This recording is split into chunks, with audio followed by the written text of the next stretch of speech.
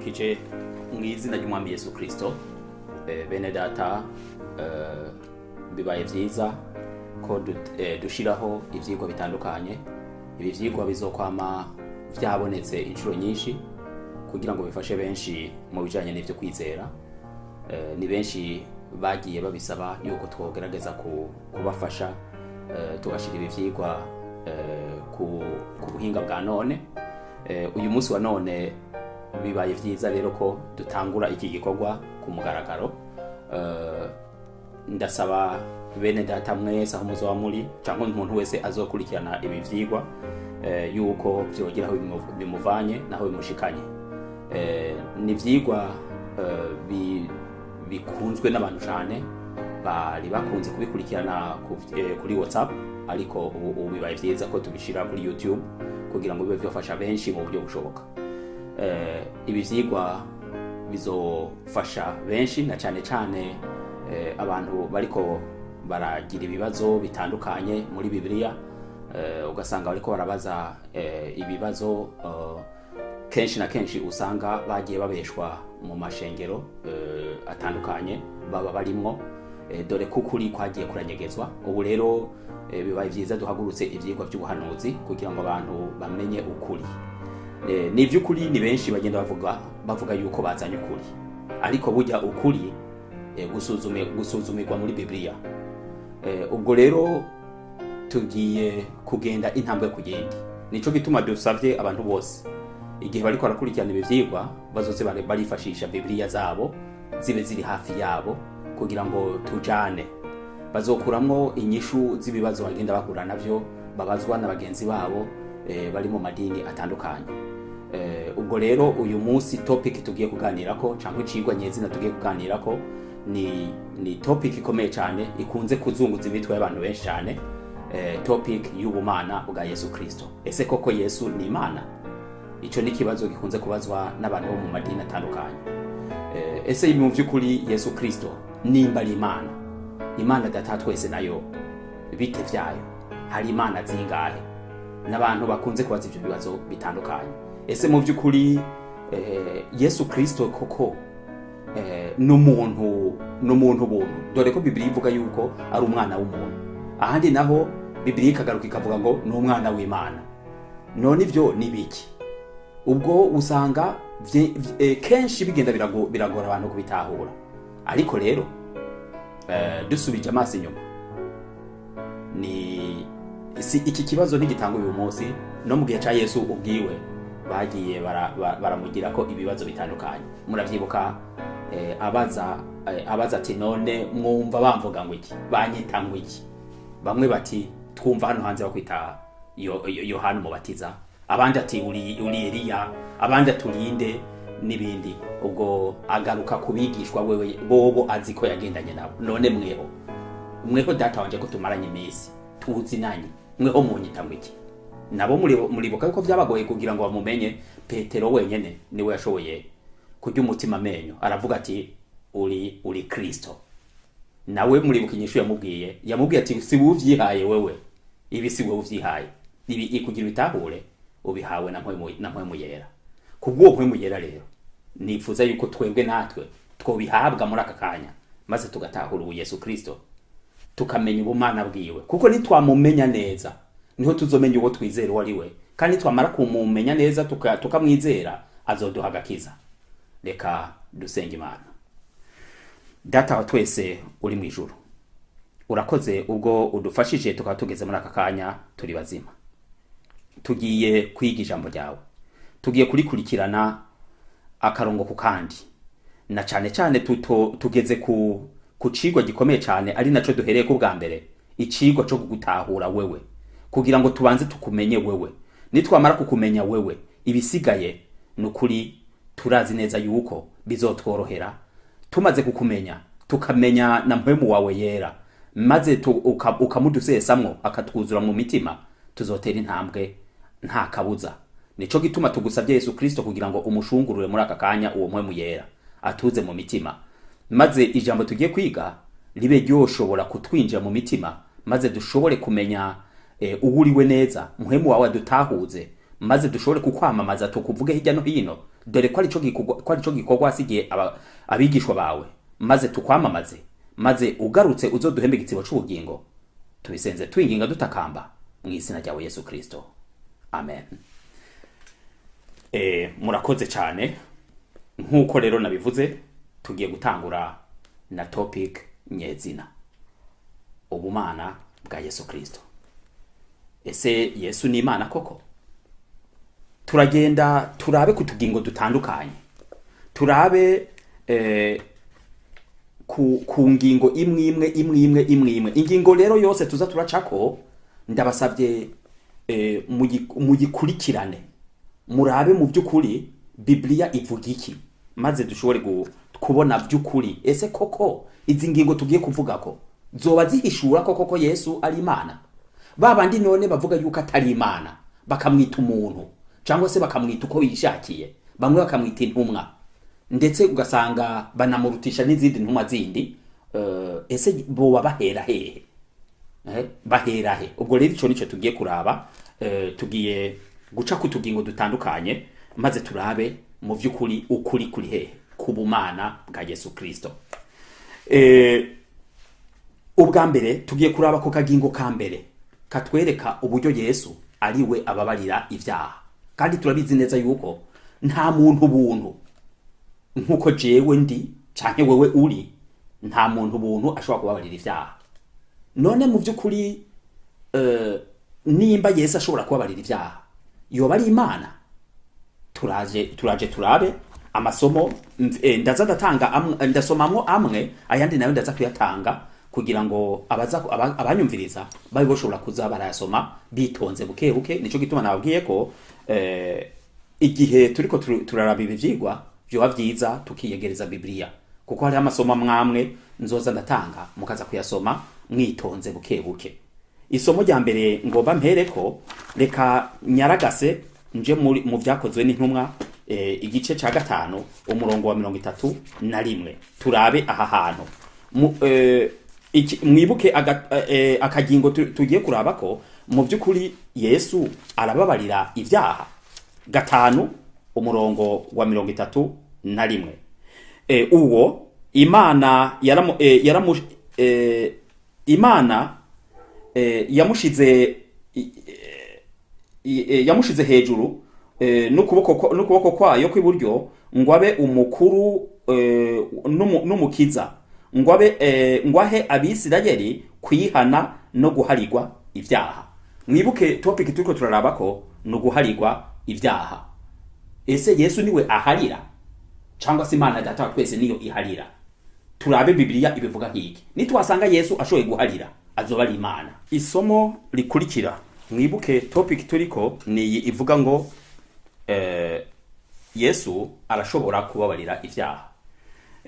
Aka gatopic rero acanka aka kagingo kariko amasomo atandukanye. Reka nongere ntanga isomo rya kabiri, Luka igice cindwi umurongo wa 49. Luka igice cindwi umurongo wa 49 haravuga hati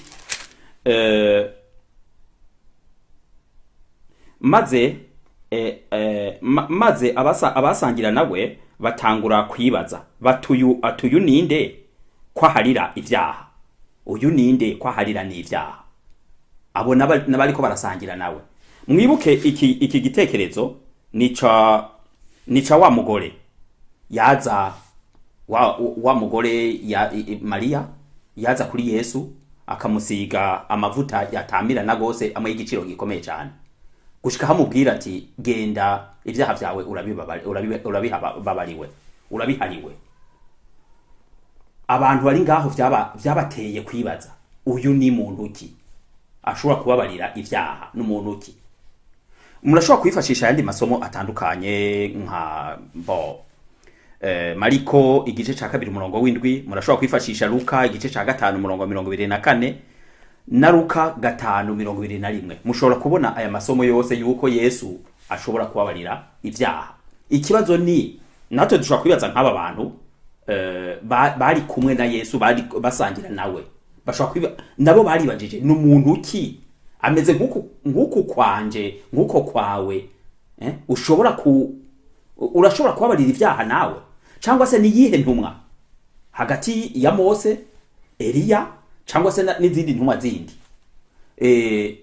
Ni yihe ntumwa mwoba mwarumvise ishobora kubabarira ibyaha? Nimba Yesu wacu rero ashobora kubabarira ibyaha, byumvikana ko hariho ikintu kigize iki kidasanzwe muri we. Tugomba tuje ku kagingo ka kabiri. Yesu niwe azocira abantu urubanza. Ikintu gikomeye cyane. Yesu niwe azocira abantu urubanza. Ubwa mbere tumaze kubona yuko Yesu ashobora kubabarira ibyaha, ndetse hagiye ko n'ikindi kidasanzwe yuko ari wazogira iki azocira abantu urubanza. None ivyo bintu mu by'ukuri byotuma tumwita yuko ari umuntu asanzwe afise ububasha bwo gucira abantu urubanza? Ni umuntu asanzwe? Reka turabe aya masomo Timoteyo wa kabiri. Turashobora kwifashisha Timoteyo wa kabiri igice cya 4 murongo wa mbere, ariko jewe nifuje kuraba muri Matayo. Matayo 2:5 hariho igitekerezo gikomeye cyane. Matayo 2:5 here ku murongo wa 31 ukamanuka. Reka turabe Matayo igice cya 25 uhere ku murongo wa 31. Umutwe uvuga ngo gucira amahanga urubanza. Niwo mutwe uri ngaha muri Matayo 25 uhere ku murongo wa 31. Ariko umwana w'umuntu aho azozira afise ubwiza bwiwe ari kumwe n'abamarayika biwe bose, niho azovyagira ku ntebe yiwe y'ubwiza. Amahanga yose azokoranirizwa mu nyonga ziwe, nawe azobarobanura nk'uko umwungere arobanura intama mu mpene. Intama azoziherereza iburyo bwiwe, impene nazo ibumoso. Maze umwami azobwira abiburyo bwiwe ati, nimuze abo data yahezagiye, muragwe ubwami mwateguriwe uhereye ku kuremwa kw'isi. Nari nshonje murangaburira, nari mfise inyota mumpa ivyonywa, nari ngenzi mumpa indaro, nagenda gusa muranyambika, nari ndwaye muza kuraba aho ukomeze, nari mwibohero muza kundaba, maze abagororotsi bazomubaza bati, mwami twakubonye ryari ushonje turakugaburira, canke ufise inyota tuguha ico unywa? Murashobora kubandanya musoma mukamanuka mukaraba. Jewe ico nariko ndaraba ngaha ni naka kagingo katwereka yuko Yesu Kristo niwe azoca urubanza, niwe azocira urubanza abari mw'isi. Nukuvuga Imana data twese si yizoca urubanza. Kubera iki Yesu yahawe titre imeze gutyo? Ese yocira urubanza, yocira abantu urubanza abafise kububasha ki? Nimba nawe ari umuntu, niba ari umuntu, ego data wanje ashobora kuba yaratunganiye Imana akagororoka, ariko kandi hariho n'abatunganiye Imana nka Enoki yaduze mu ijuru adapfuye, nka Eliya yaduze mu ijuru n'abadapfuye. None kuki watahawe titre nk'iyo? Mugabo Yesu we mu kuduga mu ijuru yabanje gupfa. Hariho n'abaduze badapfuye, ntibahawe ubwo burenganzira bwo gucira abantu urubanza. Kuki Yesu azocira abantu urubanza? Dukomeze tugende bukeruke, dukomeze turabe utu tugingo twitonze, maze turabe Yesu koko yoba ari Imana. Nico kibazo turiko turibaza, maze babandi bene data bamutitura, cyangwa se babandi bene data bamwaka uburenganzira yarafise, cyangwa bakamwaka titre yarafise. Ese mu by'ukuri ibi turiko turasoma boba babisoma? Nico kibazo twibaza. Gatatu, tugiye ku kagingo ka gatatu. Imana ubwayo yashingiye intahe Yesu yuko nawe ari Imana. Imana ubwayo data twese nayo yari yaturiye n'akanwa kayo. Reka aka kantu karakomeye. Imana nimba yamwise Imana, jewe ico tuma ntamwita Imana ni giki? Nico kibazo yaba wowe unyumviriza, yaba n'ubundi wese nkumbure, n'ubundi wese azogirirwa amahirwe yo kubona izi nyigisho, nawe aze yibaza aka kantu. Reka turabe mu Baheburayo igice ca mbere umurongo w'8. Abaheburayo igice ca mbere umurongo w'umunani. None mu by'ukuri aha anya Imana yoba yaribeshe kuki yamwise Imana? Ni igice ca mbere ku murongo w'umunani Abaheburayo. Reka dusome mu izina ry'Umwami Yesu Kristo maze mwumviriza aha hantu. Umurongo w'umunani avuga ngo ariko ivy'umwana wayo yabivuze iti ngoma yawe Mana ihangamye ibihe bidashira, icumu ry'ubugabe bwawe ni icumu ry'uganza atunganye. Ingoma yawe Mana, iyi ni Imana yari kiravuga ngaha, ariko ngo ivy'umwana wayo yabivuze ivyeruye ati ngoma yawe Mana. None mbere unasimbye ukagenda muri Zaburi, hari ugiye muri Zaburi 45 naho kandi urusanga yaya majambo uhereye ku murongo wa 6. Kuki Imana yamwise Imana ubwayo? Imana ubwayo yise umwana wayo Imana. Aha rero haca haza ico dukunze kwita confusion cyangwa se confusion mu Congereza, cyangwa se urujijo mu Kinyarwanda, cyangwa se ugucanganyikirwa ku bantu batandukanye. Usubiye hariya mu itanguriro, igihe Imana yari hejeje yagomba ireme ishikire umuntu, yavuze iti enda tureme umuntu ase natwe, enda tureme umuntu ase natwe. None Imana yari kirabwira nde uwo munsi? Urumva ko bariko bararema, ivuze ati enda tureme umuntu ase natwe. Uyu bwenge rero uhera ku murongo wa 27, igihe yashiraho amajuru niho narindi.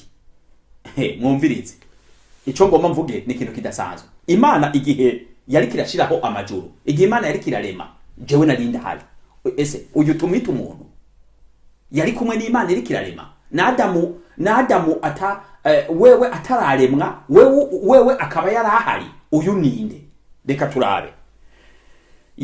Igihe Imana yashiraho amajuru niho narindi. Nigihe yari hetera hejuru y'ibwina, ijuru igihe yari gumya hejuru iyo, igihe amasoko y'ibwina yakomera, igihe yashingira ikiyaga akarimbi kugira ngo amazi ntarenge icagezwe cayo, igihe yashiraho amatanguriro y'isi, ico gihe nari kumwe nayo, ndi umukozi w'umuhanga kandi imisi yose narayihimbara. Ese uyu ninde ashobora kuba yari kumwe n'Imana iri kirakora ibi bintu byose? Uyu ninde?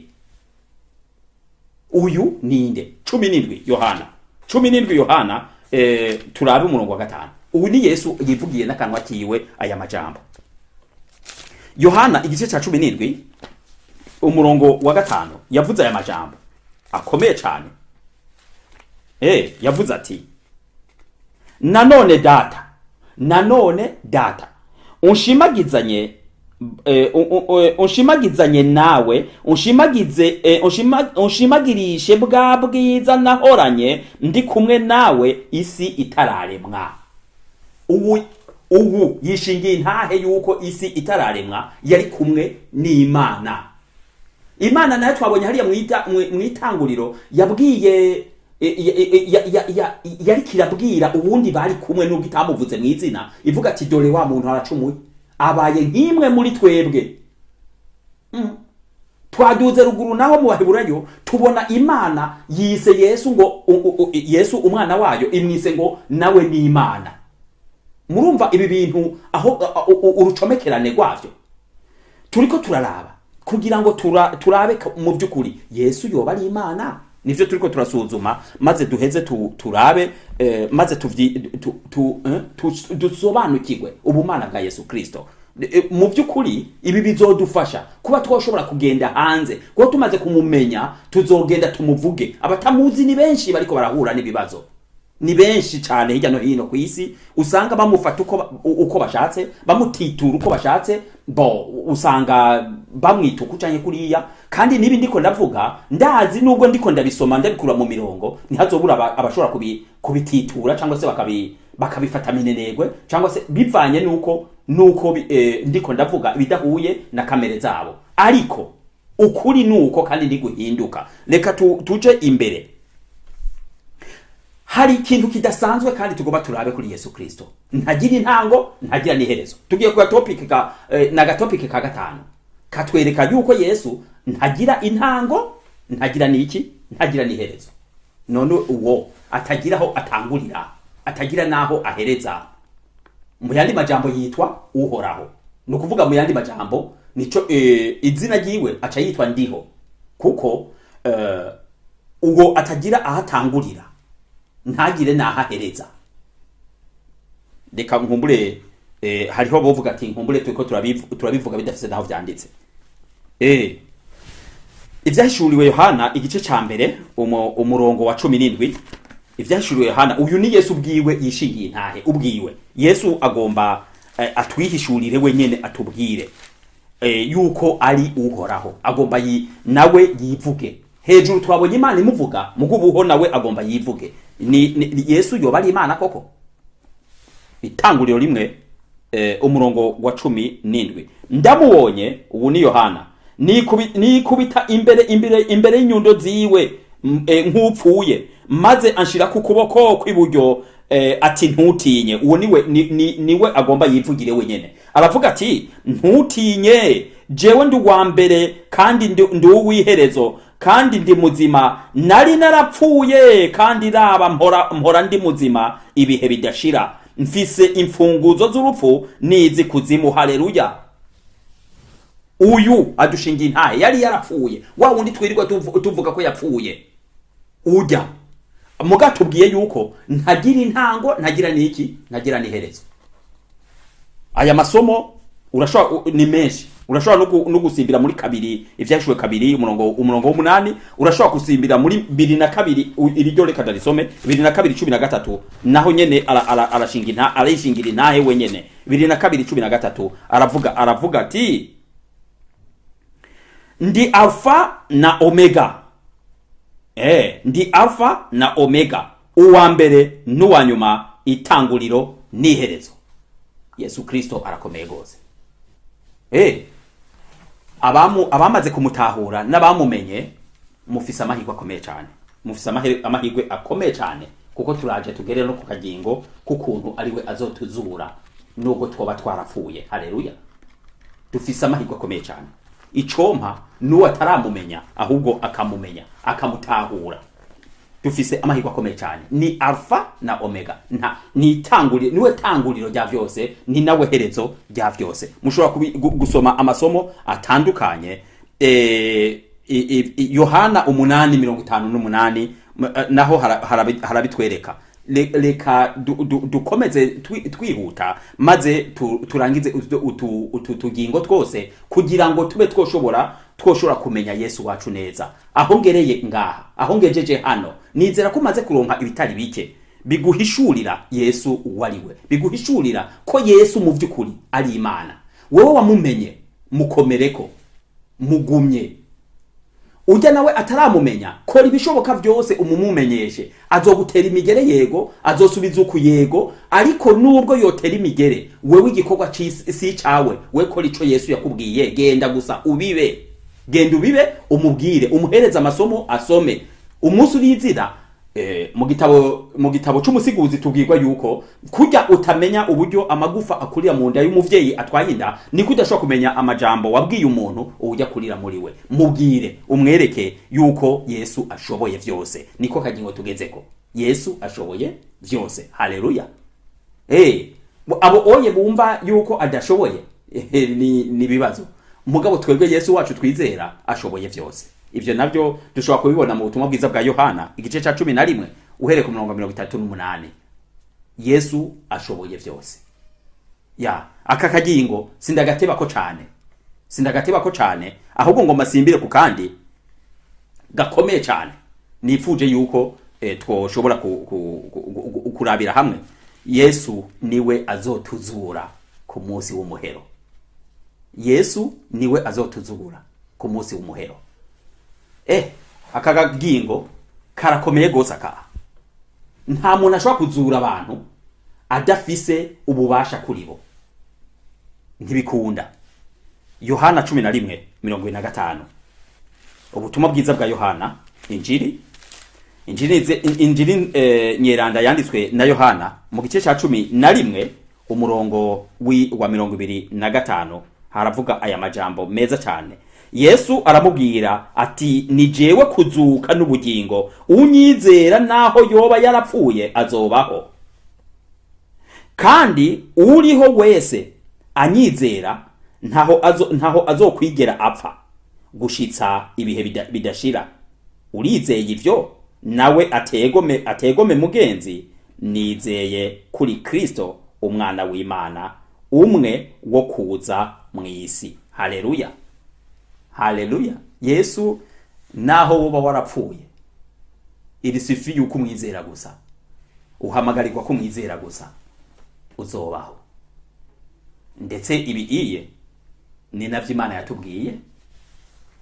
Isomo rikunzwe cyane na benshi kandi nizera ko benshi bazi 3:16 Yohana. Riravuga riti kubw'urukundo Imana yakunze abari mw'isi, ni naco catumye itanga umwana wayo w'ikinege, kugira ngo uwumwizera wese adapfa rubi, ahubwo ahabwe ubugingo budashira. Uwumwizera wese ntashobora gupfa rubi. Ariko se ninde azomuzura? Ni Imana izomuzura cyangwa ni Yesu Kristo? Ni Yesu Kristo. Tugiye kwinjira mu mizi tukaraba, reka tuanze dusome. Turashobora kubanza gusoma amasomo atandukanye, tukabanza tukaraba uburyo umuzuko uzogenda vyose igihe Yesu azoza. Usomye nko mu Bitesalonika ba mbere igice ca 4:16 kamanuka, turabona uburyo Yesu amaze kuza, uburyo bizogenda, uburyo abantu bazozuka, abapfiriye muri Yesu Kristo, uburyo abaribo bazobanza kuzuka, bazomusanganira n'ibindi. Hano ariko akatuzo nyamukuru dushira ngaha n'uburyo Yesu ubwiwe niwe yahawe ubushobozi canke ububasha bwo kugira iki, bwo kuzozura abantu ku munsi w'amateka. Ndetse si nivyo gusa, azobazura kugira ngo abacire urubanza, ko twabonye hariya hejuru yuko ari bazoca iki, ari bazoca imanza. Ubwo rero bamaze kuzuka bazokuranirizwa imbere yiwe. Ubwo ni nahacu kwitegura. Si gihe cyo kumupinga, si gihe cyo kumusuzugura cyangwa se ngo tumufate nkaho umenga nawe. Abongereza ni bakunze kumwita ngo ikintu useless, ikintu kitagira umutwe n'amaguru, ufata kushatse n'ibindi. Ushobora kumufata uko ushatse, ejo canke hirya yejo ugasanga bikuvyariye amazi nk'umusoma. Nico gituma iki gihe tugezemo ni gihe cyo kwicara tukaganira na Biblia, maze tugashobora kugira iki, tukaraba ese mu vy'ukuri ibiyirimwo, tukarahigamo ivyo dufasha kugira ngo tuze dushobore gukinjishwa ku munsi w'urubanza. Kuko urubanza niwe azoruducira. Nitwaba rero twaramwemeye canke twaramwizeye, tuzoshobora gukira. Mugabo twaramusuzuguye, sinzi yuko twoba twiteze iyindi nzira twiteguye kujana. Dore ko atubwira ko niwe nzira, yavuze ati ni jewe nzira y'ukuri n'ubugingo, nta ushika kuri data ntageze iki ntamujanye. None hari nzira zingana? Ego hari amashengero menshi cyane kuri iyi si, ni menshi cyane. Yewe n'ubu turiko turavuga ntihabuze nirihejeje kuvuga ubunyene. Ayo izo zose ni nzira, kuko usomye Biblia ikubwira yuko amashengero ari iki, ni nzira. None izo nzira zose burya zose zigenda kuri destination imwe. Ni gute wowe uhagaze i Muyinga, wowe ukabushaka kuja i Bujumbura, maze ukavuga uti okay, ibasi yose mbonye ni basi gusa. None si basi gusa, wowe ukurira maze ugafata ija mu Rumonge. Bon, okay, itanaca ni Bujumbura yicira handi hantu, wowe ukacu uyikubita amati ni basi, ntari kibazo. Mugabo intumbero yawe kwari uko ugenda i Bujumbura, nkumbure hari impapuro runaka zari zikenewe i Bujumbura, wategereza kugenda gusinyisha, wikubise mu ibasi ifata urugendo ruji Gitega, nihiza kurangiriza. Burya nugera Gitega birahava bigenda gute? Burya ntuhavuza gufata iyindi basi kandi ikujana i Bujumbura. Nico gituma muri iyi si dukwiye kubanza kuraba. Amabasi ni menshi kandi abakokayi murabazi ni benshi. Barahari, harimo na bamwe uzosanga bahagaze mu isoko n'ama megafone basemerera, barangira abantu ngo ukuri kuri hano, abandi ati ukuri kuri nga, nta handi ukuri kuri hano. Bose muzobona bakoresha Bibiliya. Nivyo urashobora kubwira ati ukuri kuri muri Bibiliya, mugabo iyo Bibiliya nyene niyo tuzimirizwamo. Iyo Bibiliya nyene bose niyo baza bitwaje. Igihe kirageze rero sasa yuko kuri kose gushikwa habona. Reka ndangirize kuri aka kagingo gakomeye cyane nanakabitse kugira ngo tukarangirizeko. Nakagingo ku8 ari nako tugiye kurangirizako. Kavuga gati Yesu niwe atanga ubugingo budashira. Yesu niwe atanga ubugingo budashira. Mukanya meje kwerekana uburyo abamwizeye bazozuka, uburyo bazomusanganira mu kirere. Bibiliya itubwira ko bazomusanganira mu kirere, aho onya muri iryo somo natanze. Nkumburi iyo topic nayo tuzogera ko umuzo wa Yesu Kristo nuko bizogenda nagaruka. Benshi bakunze kubesha abantu, erega bakokaye ni benshi nababwiye. Bakunze kubesha Yesu naza azotwara abantu mu kabanga. Yesu nagomba ndababwire, Yesu wacu sigisuma. Ntazoza kwiba abantu. Ntazoza kwiba abantu. Azobatwara burambaramba, umugeni azomutwara burambaramba. Yewe nitwahagera muzobivyibonera namwe. Mbere mwana ashaka ndabahonje, ugusomye vyahishuwe igice ca mbere umurongo w'indwi hatubwira yuko harazanana n'ibicu kandi ijisho ryose arazana n'ibicu kandi ijisho ryose rizomwibonera, n'abamucumise bazomubona. Niko biri. Amen. Ijisho ryose, nta jisho na rimwe rizosigara kuri iyi si ritamubonye agarutse. Tuzovyiga rero abakokayi bantu b'Imana ni benshi murabizi iyinda nayo ni ngorane.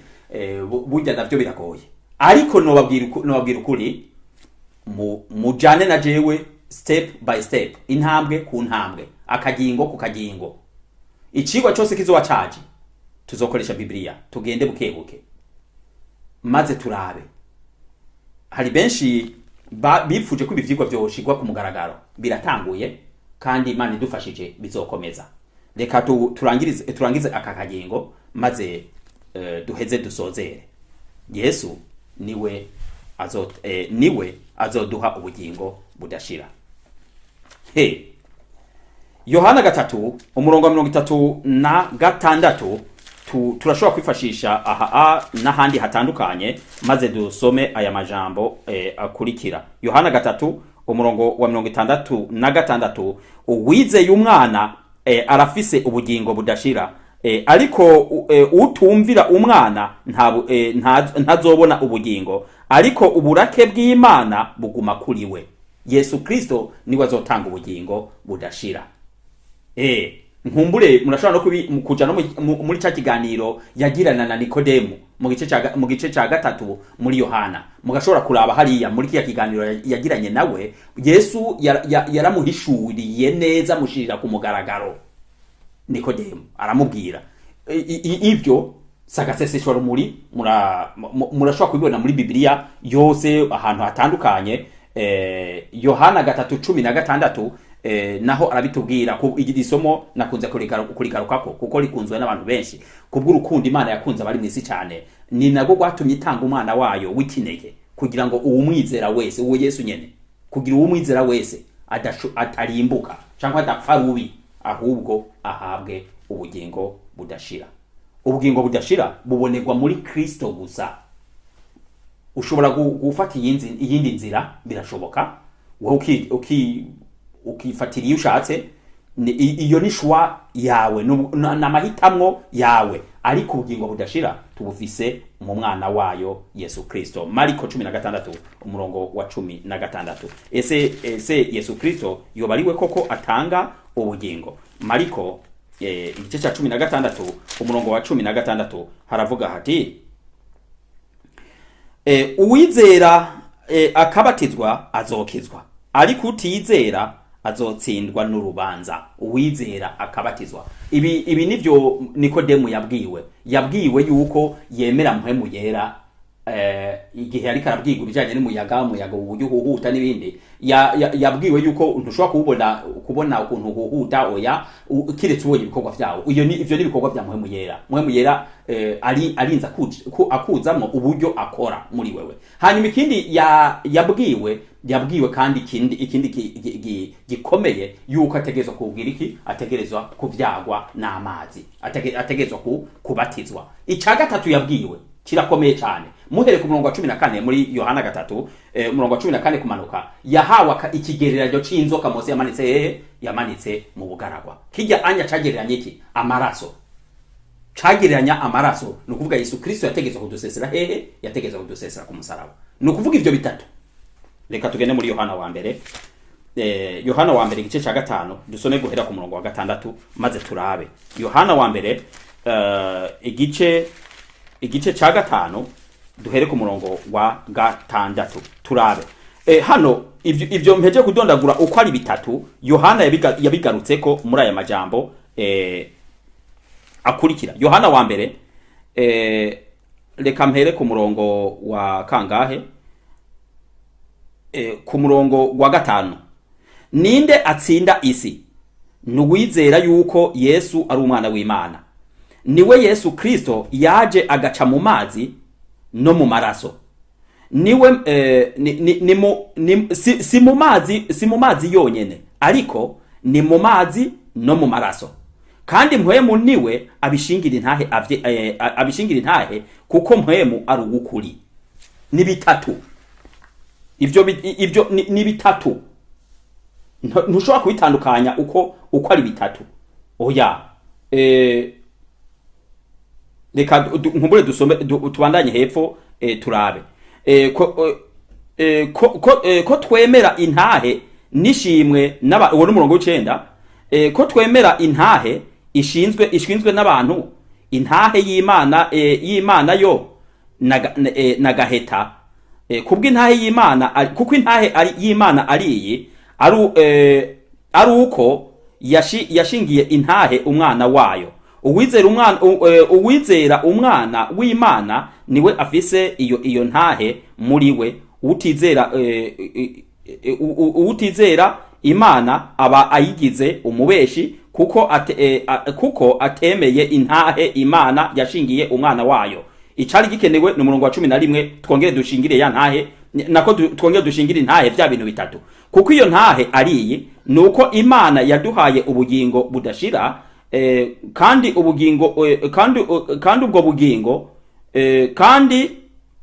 bugingo ko buri mu mwana wayo. Ufise umwana wayo niwe afise ubwo bugingo. Udafise umwana w'Imana ntafise n'ubwo bugingo. Nizera ko ibi bisiguritse ni ibintu bitatu. Ni mpwemu yera, na amazi, n'amaraso. Ivyo ntibitandukana. Ntibitandukana. Ubwo rero duhamagarira umuntu wari wese kwizera umwami Yesu Kristo. Ese tumwizere gute? Yesu Kristo tumwizere nk'umuntu. Ese iyo bavuze umwana w'umuntu baba bashatse kuvuga iki? Yesu Kristo aza hano muri iyi si ntiyari gushobora gucungura umuntu atabanje guca bugufi nawe ngo abe nk'umuntu. Icyatumye aca bugufi harimo imvo zibiri. Imvo ya mbere kwari kugira ngo atubere akarorero twebwe abari muri ubu bugingo bwa misi yose. Ntituza tugira urwitwazo na rumwe tuvuga ngo vyaratunaniye, ngo urumva ngo iyi si ngo nyene ngo urabizi nawe ngo uko vyari bimeze ukuntu. Nawe yabaye muri iyi si yaje kugira ngo atubere akarorero. Icya kabiri yaje kugira ngo ashobore gushira mu ngiro rya jambo ry'ubuhanuzi ryavutswe muri Edeni igihe Adamu yakora icaha. Adamu yarakoze icaha, asezeranirwa incungu, asezeranirwa uzoza kumena inzoka umutwe. Muribuka muri Edeni ivyo tubisoma mu Itanguriro 3:15 aho yabwiwe yuko inzoka izomukomeretsa igitsintsiri, ariko nawe azoyimena iki? Azoyimena umutwe. Uruvyaro rwiwe hazoza uruvyaro ruyimena umutwe. Ubwo rero iyo ncungu yaje ibyasohoriye muri Yesu Kristo. Ubwo rero yazanywe n'ibintu bibiri. Yaje kugira ngo tumwigire ko twebwe ababaye muri iyi si, maze natwe nitwaca mu mageragezwa tube twoshobora kugira iki, twoshobora guhagarara nk'uko yahagaze, maze natwe dushobore gutsinda nk'uko nawe yashoboye gutsinda. Nico gituma yemeye guca bugufi, aramanuka. Ivyo tubisoma mu Bifilipi igice cya 2 uhereye ku murongo wa 5, niho tubona yuko yamanutse, aramanuka. Mbere ititire yo kuba yo kwitwa Imana ayivako, aremera aramanuka. Reka ndabisome. Mugire wa mutima wari muri Kristo Yesu, na Bifilipi 2 uguhereye ku murongo wa 5. Mugire wa mutima wari muri Kristo, muri mwebwe wari muri Kristo Yesu, uwo naho yarasanganywe ishusho y'Imana, ntiyiyumviriye yuko kuringanira n'Imana ari ikintu cyo kumirako, ariko yisiga ubusa, yabira ishusho y'umugurano, acika n'usa n'abantu, kandi abonetse afise ishusho nk'iy'umuntu, yicisha bugufi, araganduka no gushika ku rupfu, kandi urupfu rwo ku musaraba. Nico catumye Imana imushira hejuru cyane, ikamuha rya zina rirengeye ayandi mazina yose, kugira ngo amavi yose kugira ngo amavi yose azapfukame mu izina rya Kristo, ari ibyo mwijuru, ari ibyo mwijuru, n'ibyo kwisi, n'ibyo kuzimu, kandi ndimi zose zize zature yuko Yesu Kristo ari uhoraho, ngo biheshe Imana Data twese icubahiro. Indimi zose zize zature yuko Kristo ari uhoraho. Kubera iki? Amaze kuza ku isi agafata titre y'umuntu. Ubundi ntiyarasanzwe ari umuntu, oya, ntiyarasanzwe ari umuntu. Murumva ko ari ishusho yagiye kuza gufata kugira ngo atwerekerereze uburyo dukwiye kubyifatamo. Mugabo amaze kunesha, amaze gutangaza ijya birarangiye, yaranesheje. Ubwo Imana yaciye imuduza, imuhereza ibi byose duheje kudondagura ngaha. Irabimuha gucira abantu imanza, kuko niwe yabanye nabo, niwe azimibabaro ducamwo, niwe azimihangayiko yose n'ibiki byose. Ubwo byose yaciye bimwegurira. Yesu afise akazi kadasanzwe. Yesu n'umuavoka wacu, Yesu akaba umucamanza wacu, Yesu akaba umumediateur, nukuvuga umuntu aja hagati ya twebwe n'Imana. Yesu kandi akaba umukansela, akaba umuhanuzi. Urumva ko ibikorwa bitandukanye. Urumva amaze gutsinda, yahawe ibikorwa bikomeye cyane muri iyi si. Ubwo rero nahawe nanje kumwizera, maze tumuha icubahiro akwiye, nukuri tuzotsinda. Ico nsaba uwo ari we wese nuko ukora ibishoboka byose ukamwugururira umutima, maze dushobore kubwiririkana nawe, dukorane, kuko yabanye natwe, arazi imibabaro ducamwo. Nimba uyu munsi uri muri ibi canke biriya, mubwira ati Yesu warabaye hano, urabizi biiye, mfasha. Kujya wanesheje, neshereza nanje, azobikora. Kuko vyose Imana yabirunduriye mu kiganza ciwe. Mwumvise ibintu bine vyose ajejwe. Numuhuza hagati y'Imana n'abantu. Muribuka yangazi nayibabwiye. Niwe ngazi tambitse hagati y'isi n'iki, y'isi n'ijuru. Muze gusoma muri Yohana, yarasiguye Yohana igice cya mbere umurongo wa 52, yarasiguye ivy'ijya ngazi. Yavuze ko ari we. Niwe ngo abamarayika bamanuka ko baduga ko, niwe ubwiwe, niwe ngazi iduhuza n'iki, n'ijuru. Numuhuza rero, aduhuza n'iki, n'ijuru. Ubwa kabiri, amaze kuba umumediateur, ahinduka akaba umukansela, no kuvuga umuhanuzi. Niwe atubwira inama muri byose, atwerekereza uburyo dukwiye kuvyifatamo, kuko yarayibaye mu isi, arayizi. Gatatu, n'umucamanza. Twabibonye yuko ari wazocira iki, isi urubanza. Kane, n'umuavoka, atuburanira. Ngo Bibiliya itubwira ngo atuburanira aniha iminiho, avuga ngo aba aniha iminiho, atuburanira. Namwe nimwiyumvire wowe ugiye mu rubanza, maze jije akaba yicaye hariya, akaba ari nawe aza kukuburanira, ari nawe aza kugucira urubanza, kandi ari nawe mu mediateur. Ni ugo rubanza nukuri ruzotsinda umuntu wese yashatse gutsindwa.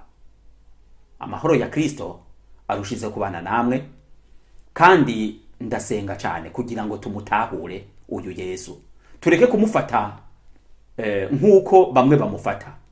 Bamwe bakunze kumuraba muri kijya gihe yavukiye mu isi, kuva igihe avukiye mu isi arakana kuduga kugera igihe yari amaze gukura akava muri iyi si, naho nyene babimanyuramo kabiri kuko ntibemera nuko yanapfuye.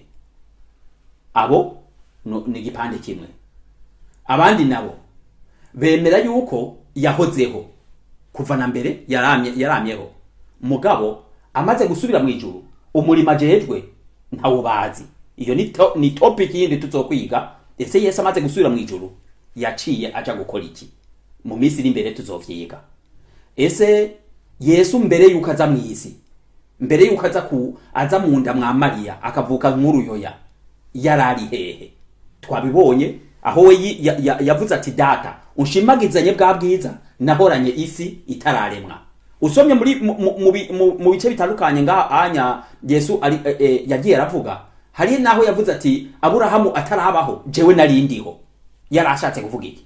Weca wibaza uwo muntu yavutse kwa Mariya, abyawe na Mariya, mugabo akaba aruta Aburahamu.